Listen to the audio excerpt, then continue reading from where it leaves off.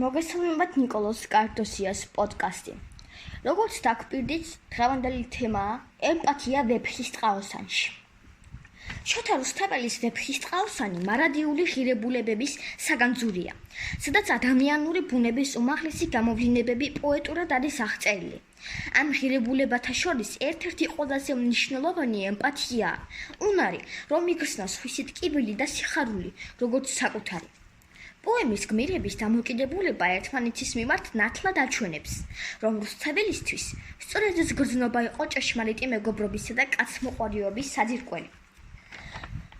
ავთანდილის ემპათია ტარიელის მიმართ.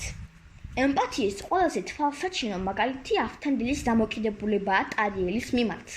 როდესაც ავთანდილი დაინახავს ვეფხისტყაოსანს, მის მწუხარებასა და სასოწარკვეთილებას, ის თავად იწყებს ტკივილის შეგრძნებას. ამ მომენტიდან ავთანდილის ცხოვრების მთავარი მიზანი ხდება ტარიელის დახმარება.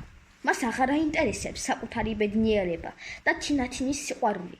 ის ტარიელის ტკივილს საკუთარ ტკივილად აქცევს და ამით გამოხატავს ნამდვილ უპირობო მეგობრობას. რუსთაველი ამ ურთიერთობით გვიჩვენებს, რომ ემპათია არამხოლოდ თანაგრძნობაა, არამედ მოქმედების იმპულსიც. ავთანდილი არ იდგა განზე და არ ელოდებოდა, თუ როგორ განვითარდებოდა მოვლენები. მან თავისი ცხოვრება სხვისი ბედნიერებისთვის ბრძოლას მიუძღვნა, რაც ემპათიის უმაღლესი ფორმაა. ქალის როლი ემპათიის გამოვლენაში. ვეფხისტყაოსანში ქალი გმირებიც ემპათიის საოცარი მაგალითები არიან. თინათინი, რომელიც ავთანდილის სატკივარს საკუთარი გულით გრძნობს, არ არის მხოლოდ სიყვარულით სავსე ქალი, ის ბრძენი, გამჭრიახი და გულმოწყალე მმართველია, რომელიც ავთანდილს აგზავნის ტარიელის დასახმარებლად. ასევე ასმათი, ტარიელის ერთგული მსახური, რომელიც მთელი ცხოვრება გვერდში უდგას თავის ბატონს, ემპათიისა და ერთგულების სიმბოლოა. რუსთაველი გვიჩვენებს, რომ ემპათია არის ის ძალა, რომელიც აერთიანებს ადამიანებს, განურჩევლად მათი სქესისა თუ სოციალური სტატუსისა. დასკვნა. ვეფხისტყაოსანში ემპათია არ არის მხოლოდ ერთი პერსონაჟის თვისება.